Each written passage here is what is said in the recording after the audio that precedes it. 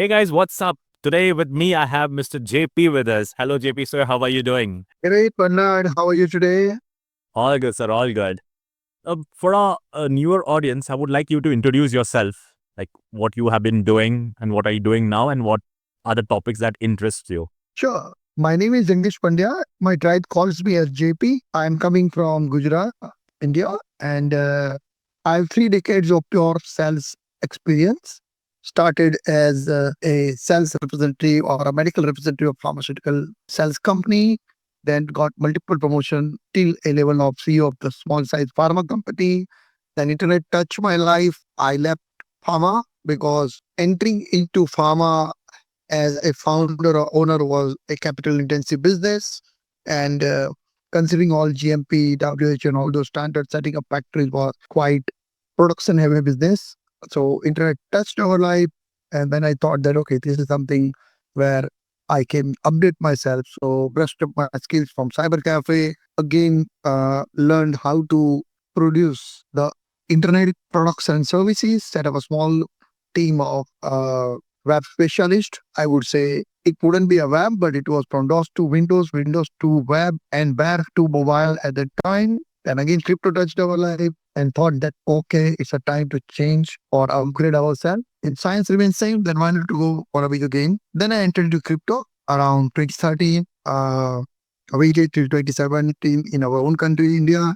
Crypto regulations were not favorable, so I moved to Singapore. From there, I built my company, Blockon, which is currently spread across Singapore, Malaysia, Thailand, Dubai, and India. What we do, we are an accelerator who writes the first check, so investor as well, and running a program will be Accelerate. And we also organize larger events. So I believe that enabling ecosystem is something that we are doing in the field of Web3 and AI now. Thank you. Right. I remember our first interaction was on the block on event itself, where I was Good friends are at my own event. Love hosting people at our own events. right. And I love the events. And because you see most of these Web3 events, right? You get this younger crowd, and it's so fantastic to hear from them that everyone is building something. And this also refreshes because when I meet them, like when I go to my author circles, I am like, okay, this guy's written 10 books. So you have a different people treat you with respect. But when you come in Web3, you're all equal. And then when you share your stories, they are like super excited because they are also getting to learn. And I think when we started building Raindrops DAO, getting all my Web2 community members like authors, poets into Web3, building that DAO was such a lovely experience because every new person you meet, he has something or the other to offer. Maybe fresh out of college, but then, yeah, he has some good ideas to offer. Yes, absolutely. So I believe that if there was no Web3 events, your GTM, your partner acquisition cost, your customer acquisition cost would have gone much, much higher. If you see in the today's world of marketing or acquiring partnerships, in an operate way, you have 6-step process. You contact, you connect, you communicate, then you set up a call, and then you convert your partnership, and then it leads towards a contract. Whereas I am seeing on my business development team's dashboard, because of the Web3's faster nature, they are forming Telegram groups in a second, the moment they bid. And every decisions are taken on Telegram. They send the partnership agreement, they send the media kits, and in a minute, the partnerships are getting announced. On that note, we are hosting second edition of India Auction Month during September, and ETH Global at ETH India. That's the third week of September from 23rd to 29th is going to be big season. And I was surprised that my team has came up with an ambitious target of 675 partnerships. And I was wondering like, wow, how you can come up with such a large number, and they give me a big up. So I believe that if I take it in a corporate way, with the 12 weeks time we have, this would not have been possible. But Web3 makes it happen. True. Because every person you interact with, there's a potential that you can work together. And most of the people who are with me right now, I have met them at Web3 events itself. And they are like, hello, GM, hi. And like, okay, for the panels. Culture over there, yeah. And in Bangalore, you would see a lot of hype, like compared to the other Indian cities. Bangalore, every weekend you would have some Web3 parties happening. Your Bitcoin, we also hosted the Bitcoin pizza party. That India is not like those nation state where there is a one country and one city like Singapore, Hong Kong, or Dubai, where there is no other cities active in the space. So being a nation of 1.46 billion people and millions of developers, where we have witnessed, Web 1 and Web 2 revolution when India become the IT giant or outsourcing hub, we have a potential. And Bangalore being, the Silicon Valley kind of capital, startup capital of India, is taking a lot of, you know, glory. But this year is going to be Bangalore versus Delhi because East India has opted to come to Delhi, and the venue that they've chosen is Yashobhumi, which is one of the largest convention centers. So 5,000 developers are coming here. So it will be challenging for Bangalore to get 5,000 developers again in the month of December. So this is like startup capital versus nation's capital this time. And right over here, so in Delhi is going pretty good now. So I believe that multiple states are coming up. Today back, I saw a new group coming up as Udaipur DAO, and then they renamed as a Mewar DAO. So Mewar, refers to the older state of India of Parana Pratap. And you see Bhopal DAO, Pune DAO, there is Aligarh DAO. Every city, every state has their own DAOs, like you have your own DAO. So it's amazing. Yeah. Right. JP, over the years, you have built multiple businesses in multiple countries. How is that journey as an entrepreneur? So I believe that a great philosopher has said that a necessity is a mother of invention. So most of the Indian OGs or Web3 enthusiasts were expelled out of India or were encouraged to go out of India because of that RBI's banking ban, which was lifted by, a heroic victory by the hero lawyer Asim Sood, where under MRDP we won the case. But there was a time where all the crypto people were working from India and then they opted to go out of India because of non-friendliness and the regulatory issues that happened during that time. I'm just restricting this conversation to a Web3 vertical of my entrepreneurship and not the other one. Right. So when I moved to Singapore was opening, it was like 1 out of 6 billion was raised out of Singapore from the whole ICO boom that was opening. Malaysian government was issuing licenses to 3 exchanges called Tokenized Luno and Synergy. Prime Minister of Malaysia came and shared stage with us in one of the events. I would be later sharing that picture for adding to the podcast if you want. Dubai government was opening up during COVID time, and definitely Dubai Metaverse Assembly happened, Dubai AI Assembly happened, Dubai Web3 Assembly happened. So the biggest challenge we faced during this journey was I would say it is with all the evolution or revolution, it is innovators versus regulator. So regulators were always behind. Let's say example of Uber. When Uber came, nobody wanted that the next cab can pick up the passenger, and the regulations were not in place. When Airbnb came, you never expected your next door apartment can host 31 different guests in 31 days of your month, and then it would be definitely security risks for other thing because the compliance and everything was not in place. So regulators were sleeping when these innovators were disrupting. Right. So the biggest challenge we faced was, the innovation versus regulator. So now I believe that out of four out of 5 countries we are working, regulators have the very clear set of regulation, and then India is also talking about coming with the regulation. So I believe the challenge in Web3 journey is the regulation.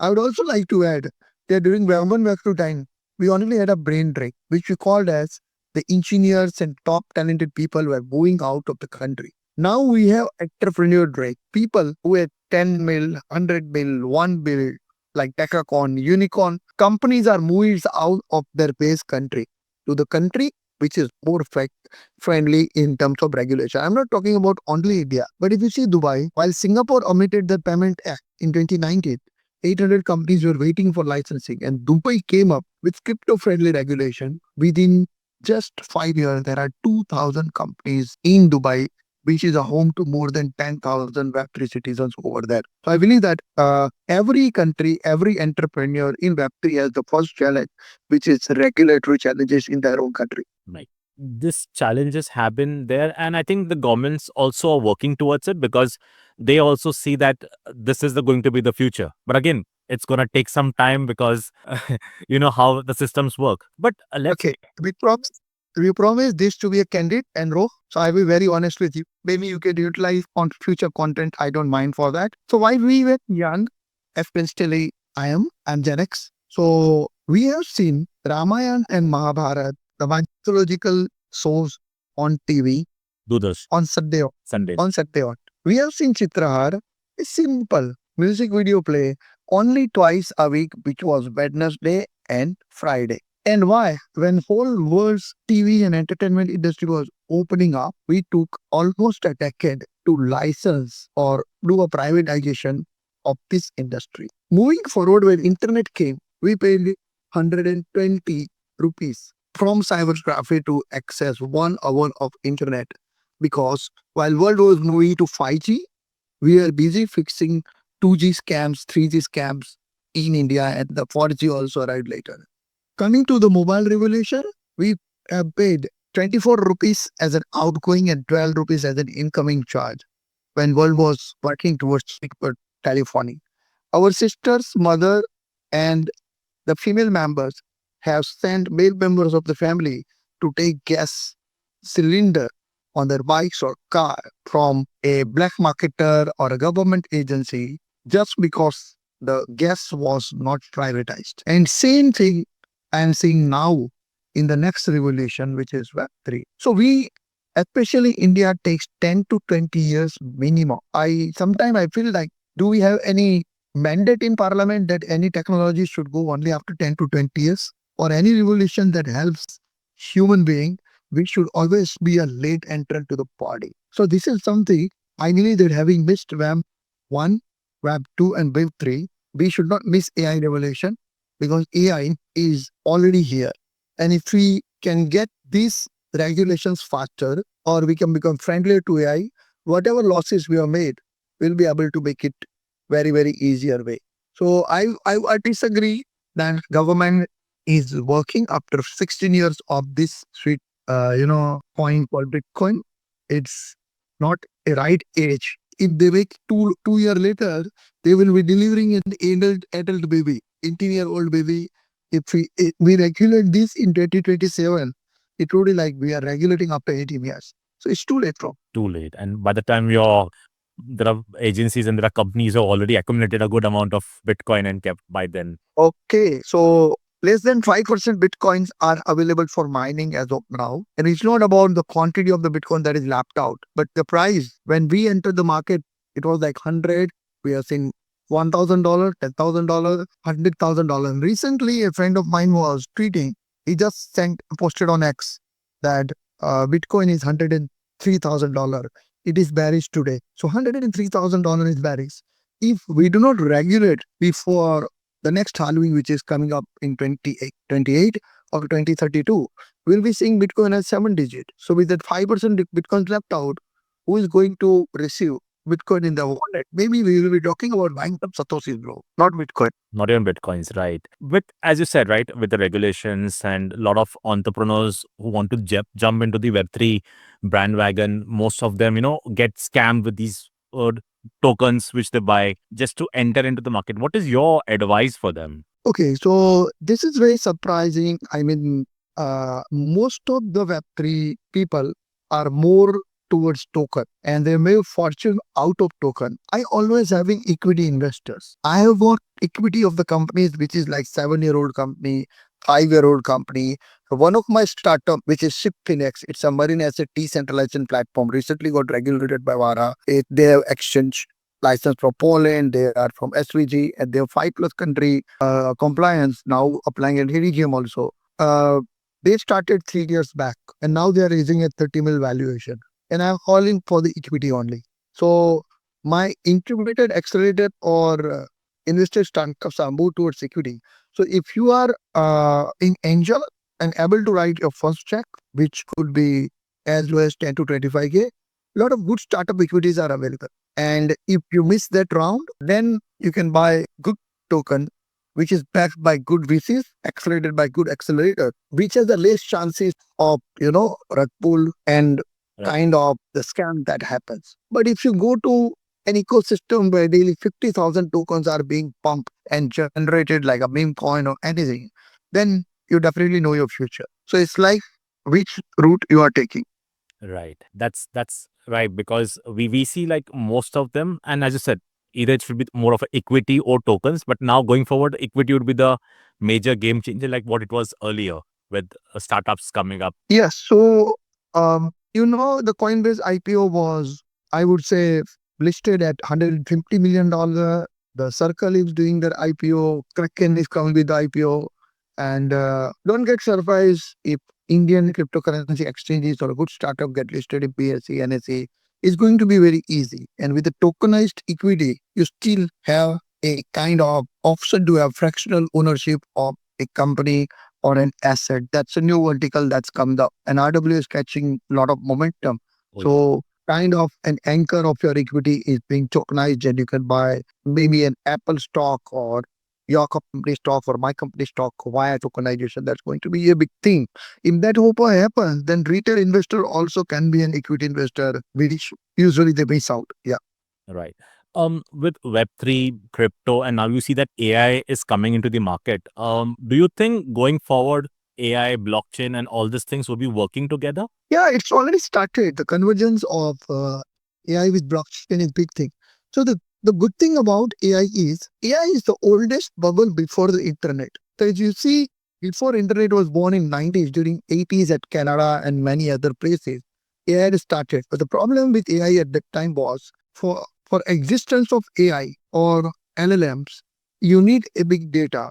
And that too has to be in the cloud. Now imagine I sitting in this room. I have my computer, you have your computer. It is connected only via LAN or later on via WAN. No one this machine can talk to each other. So the first decade of AI as a newborn baby was bit slower because there was no connectivity of the machine. Then came the internet via cyber cafes. And then late 90s, we had, mobile internet connectivity that connected the whole world. And in a country like Dubai, internet is being sold like, by KBs and MBs and not by GBs. So once the internet become available on mobile, the cost was a bigger factor. And in certain countries, cheap mobile data and cheap mobile smartphone were also challenging, which overcome at a later stage. So now we have access to few billion people who are connected with a phone, who are generating, few TVs of data every minute, hour, and that goes as a big data. So AI has basic raw material available now. Now imagine this set of data that's coming from the popular marketing by ChatGPT, OpenAI, and other people. They are selling this via token. So when you buy a subscription, you have number of token and number of credits that you can use. And this token itself gives the use case of blockchain because if it's a centralized token, how many credit do you consume can be a winning issue. But if this is tokenized, then your next venture could be when I buy a SaaS package, I buy the AI package along with a blockchain token. So that's already existed. And a lot of AI projects are doing pretty well now. In fact, my 3 out of 4 investments are AI in the recent ones. Yeah. Right, right. That's interesting because that's where the future is with your blockchain and AI going together. Before we could end up, I want you to give one advice to an entrepreneur who is starting out. Beat AI, be any domain, who's starting out building a startup. So bootstrapping is not an easy journey, and don't expect your pitch deck to reach to the investors so soon. So, like you are taking yourself on the long ride, you fuel your car well, you have your spare wheels in place, and you keep. If you're traveling on a highway where there is no food available, no drinks available, you fuel yourself very well.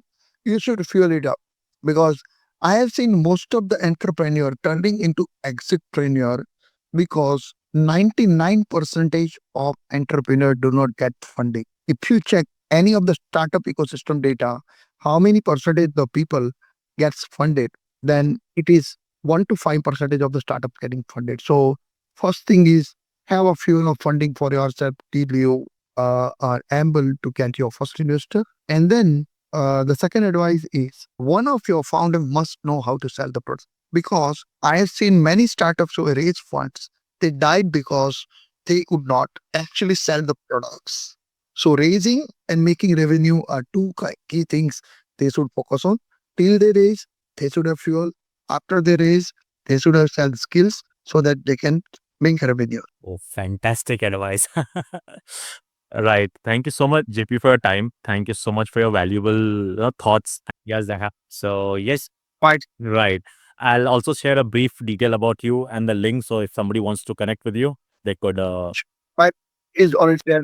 That's the primary mode of communication. And let's continue. I would like to invite you to India Blockchain Month to Delhi, and then we can have amazing time together. Thank you. We would, sure. And yes, I would also share the pitch what we are making with Raindrops books and how we are using it. So I'll share that also with you. Let's see how we could work together in future as well. All right, then. Thank you so much for your time. Bye bye. Thank you. All right. Bye. Thank you.